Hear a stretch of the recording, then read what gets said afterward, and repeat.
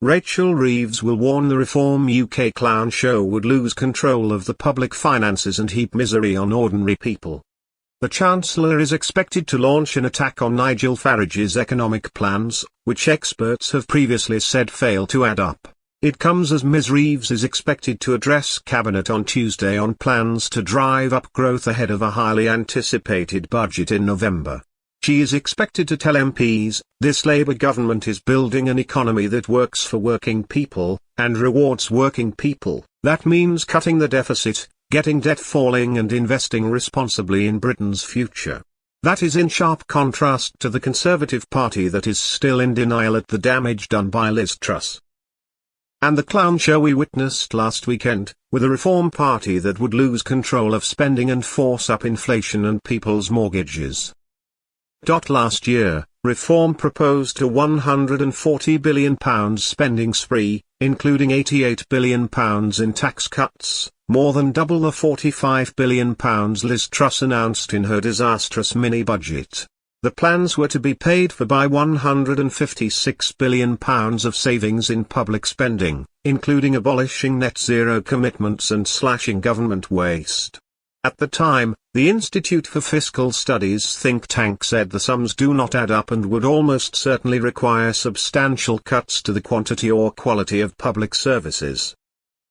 Reform's Richard Tice said last week, the manifesto in July 2024 is not appropriate for a manifesto, or a contract, whenever the next general election is. But it offers the clearest indication so far of their thinking. It comes as the head of the Trades Union Congress branded Mr Farage and pal Mr Tice right-wing con men lining their own pockets. TUC General Secretary Paul Novak accused Reform UK of selling out ordinary people by opposing workers' rights reforms and backing Donald Trump, whose tariffs threaten British industry. He told delegates in Brighton, there is a world of difference between what Nigel says and what Nigel does. Every single Reform MP, including Mr Farage, voted against a ban on fire and rehire, against banning 0-hours contracts and against Day One rights for millions of workers. Here's my challenge to Nigel Farage. Say you stand up for working people? Then ignore your wealthy backers and vote for that employment rights bill. Say you stand up for British industry? Then stop supporting Donald Trump and his destructive tariffs. He said it was time for Mr Farage to come clean about whose side he is on, adding, here's the truth, you're not representing working people, you are selling them out. Mr Novak went on, to those who voted Reform at the last election, and to those who are considering voting for Reform, I get your frustration with mainstream politics. I get your sense that change isn't coming fast enough, and I respect your right to vote for whoever you choose.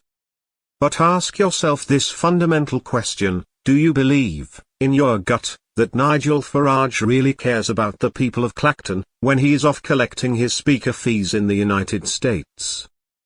That Richard Tice really worries about the people of Skegness, while he's living it up at home in Dubai? Or are they just right-wing conmen lining their own pockets? Mr Novak also called on Keir Starmer to show working-class communities whose side you are on by standing firm on worker rights reforms. Some union leaders are nervous that the Employment Rights Bill could be watered down when it comes back to Parliament next week. The flagship reforms will deliver Day One rights to workers and ban bad bosses from employing workers on exploitative 0-hours contracts, or firing and rehiring their staff on worse terms. Angela Rayner's resignation last week, and the sacking of Justin Madders, regarded as one of the architects of the plans, has fueled concerns. The TUC leader warned that Labour was elected on a manifesto promising change, but for too many people, change feels like a slogan. He said, my message to the government is simply this, deliver the manifesto on which you won a huge majority last July. Deliver good jobs, decent public services and better living standards in every corner of the country. Deliver the change people voted for and show working-class communities whose side you are on. Housing Minister Alison McGovern insisted the government was committed to the plan, which was a cornerstone of Labour's election manifesto. She told a fringe meeting at the Tuck Congress in Brighton, Labour MPs have voted 3 times for it. "We are committed to it," Downing Street insisted the bill would not be watered down, and the government would overturn amendments made by Lib Dem and Tory peers next week. The PM's official spokesman said, "We are absolutely backing the Employment Rights Bill. We are a pro-worker, pro-business government, and the workers' rights legislation is the biggest single upgrade of workers' rights in a generation." On Monday evening, Keir Starmer told MPs the Employment Rights Bill will continue with the same substance and timetable as before. He also branded Reform UK plastic patriots as he addressed Labour MPs in Parliament. In a meeting with the Parliamentary Labour Party, the PM criticised those whose politics are grounded in grievance. He spoke about Nigel Farage's trip to the US, saying he called for sanctions against our country that would hit working people. During the meeting, the PM called Reform plastic patriots.